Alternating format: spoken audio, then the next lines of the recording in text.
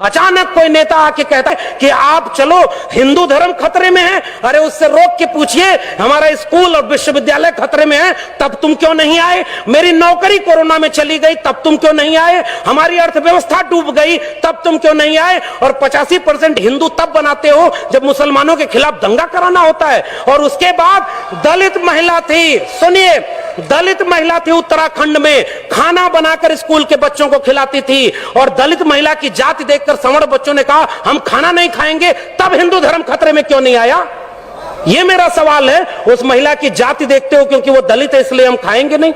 पूछिए उन लोगों से 2 अप्रैल के भारत बंद के दिन वो लोग कहां थे जो केंद्र से लेकर के राज्य में सत्ता में बैठे थे और दलित सीटों पर चुन करके गए थे? पूछिए उन लोगों से 13 पॉइंट रोस्टर आया तो वो कहां थे? पूछिए उन लोगों से नई शिक्षा नीति के नाम पर जब सब बेचा जा रहा है और आज आप कह रहे हो पाकिस्तान कब्रिस्तान। इस देश में हिंदू मुस्लिम की आग तब लगाई जाएगी जब दलित पिछड़े आदिवासी बच्चे अपनी शिक्षा और रोजगार और स्वास्थ्य की बात करेंगे।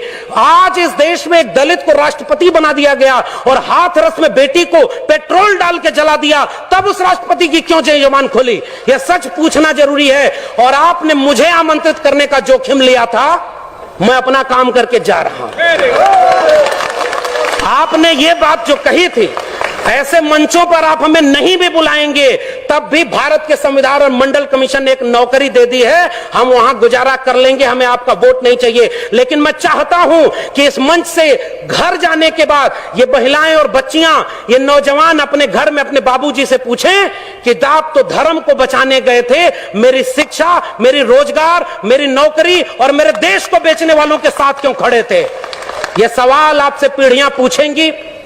मैं जानता हूं कि मेरी बातों का कोई असर नहीं होगा, पता नहीं अगली बार आप बुलाएंगे भी कि नहीं बुलाएंगे। लेकिन मैं ये बात कह के जा रहा हूं, जंगल में आग लगी, चिड़िया पानी डाल रही थी और कुछ चिड़िया उस पेड़ से उड़ नहीं रही थी। कविता लिखी है कि आग लगी इस वृक्ष को, जलने लागे पात, उड़ते क्यों नहीं पक्षियों जब पंख तुम्हारे पास? उन पक्षियों का जवाब ध्यान से सुनिएगा, फल खाएं इस वृक्ष का, गंदे कीन्हे पात, धर्म हमारा यही है, जले इसी के साथ। आपके लोग आपको छोड़ करके जो चले गए अपनी सत्ता और कुर्सी के लिए, बाबा साहब के सबसे अच्छे वारिस, सबसे बड़े वारिस ने एक किताब लिखी है, उसको पढ़िएगा, चमचा युग। उस किताब में कई किस्म के चमचे लिखे हैं। 1932 में पूना पैक्ट, आज लोग कहते हैं गांधी बनाम गोडसे, गोडसे की मूर्ति और गोडसे के नाम पर इस देश में दंगा। बाबा साहब ने कहा, और यह बात हमें समझनी चाहिए, अपने पुरखों का केवल नाम लेके फोटो पर माला चढ़ा रहे हैं, नौजवानों की पीढ़ी को समझाइए, नहीं तो कल को आज रामायण देख रहा है टीवी पर, कल राम मंदिर बनवाने चला जाएगा, आपका घर लुट जाएगा, वहां आप खड़े हैं। तब डॉक्टर अंबेडकर रोए थे, पूना पैक्ट जब करके आए। गांधी को 3 गोलियां मारी थी उन लोगों ने जो आज शासन कर रहे हैं। वो हमसे कहते हैं हमारे पुरखे ने गांधी की जान बचाई है, उन्होंने 3-3 गोलियां गांधी के सीने में मारी है, हम वो लोग हैं। और आखिरी बात कह के जा रहा हूं, इस देश में बहस चला रही है ये गांधी बनाम गोडसे, आप गांधी के साथ हैं कि गोडसे के साथ हैं? मैं कहता हूं गांधी बनाम गोडसे में हम गांधी की हत्या करने वाले नहीं, गांधी का जीवन बचाने वाले डॉक्टर अंबेडकर के साथ हैं। पेरियार ईवी रामास्वामी नायकर और गांधी की बहस में हम पेरियार के साथ हैं, भगत सिंह और गांधी की बहस में हम भगत सिंह के साथ हैं। हम डॉक्टर अंबेडकर और गांधी की बहस में गांधी की नहीं डॉक्टर अंबेडकर के साथ हैं, और गांधी और लोहिया की बहस में हम लोहिया के साथ हैं। ये हमारी विरासत है। आने वाली पीढ़ियां हमसे पूछेंगी साहब कि जब देश लुट रहा था, आपके बच्चों का भविष्य बर्बाद किया जा रहा था, दंगाई बनाया जा रहा था, तब आप क्या कर रहे थे? वो जो चिड़िया जंगल में आग लगी थी ना, तो चोंच से पानी भर के उस आग पर डाल रही थी। एक कुर्सी से बिक करके हम चमचे हो गए। मान्यवर साहब की बात कर रहा हूं, अपनी बात तो कह भी नहीं रहा। मान्यवर साहब ने कहा कि कई किस्म के चमचे हैं, उसमें ओबीसी चमचों की भी बात की गई थी। कुछ ओबीसी लोग ऐसे भी थे, मुख्यमंत्री कुर्सी चली गई और घर जब गंगा जल से धुलवाया गया तब उनको समझ में आया, अरे हम तो अगड़ा समझते थे, ये तो पिछड़ा है। हमें तो सबका सच कहना है ना। एक हाथ में जय भीम जय मंडल और दूसरे हाथ में परशुराम की कटार, ये कभी नहीं चलेगा, वरना पीढ़ियां आपको माफ नहीं करेंगी। विष्णु मंदिर, परशुराम मंदिर बनवा के, बहुजन से सर्वजन करवा के आप क्या अपने आने वाली पीढ़ियों को जवाब दे पाएंगे? आपके विचारों से लड़ाई है। एक तरफ 1925 में बना एक संगठन है जो इस देश को हिंदू राष्ट्र बनाना चाहता है, और एक तरफ 1924 में बना समता सैनिक दल है। पूछिए आप कहां खड़े और वो कहां चले गए?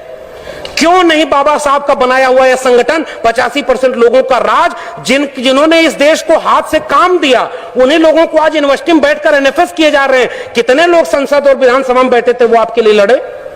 आखिरी बात उस चिड़िया की बात करके जा रहा हूं। उस चिड़िया से पूरे जंगल के लोग, जंगल के पक्षी मजाक उड़ाते हुए कहे कि इतनी बड़ी आग लगी है जंगल में, देश बेचा जा रहा है, हिंदू राष्ट्र बनाया जा रहा है, अभी अयोध्या झांकी है, मथुरा काशी बाकी है किया जा रहा है, और तुम अपनी चोट से पानी भर रही हो।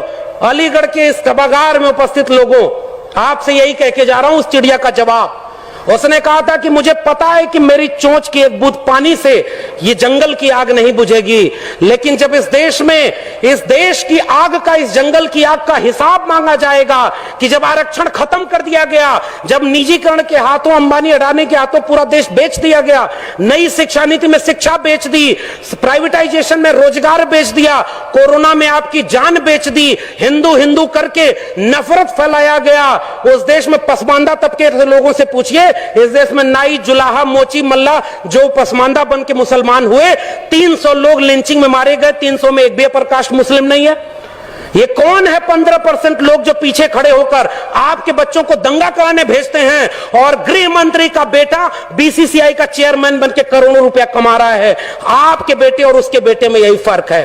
तो वो चिड़िया, उसने यही बात कही थी कि मुझे पता है कि इस जंगल की आग से, मेरी चोंच के पानी से जंगल की आग नहीं बुझेगी, मगर इस आग का जब इतिहास लिखा जाएगा तो मेरा नाम आग लगाने वालों में नहीं, आग बुझाने वालों में शामिल होगा। जय भीम, जय मंडल, जय संविधान।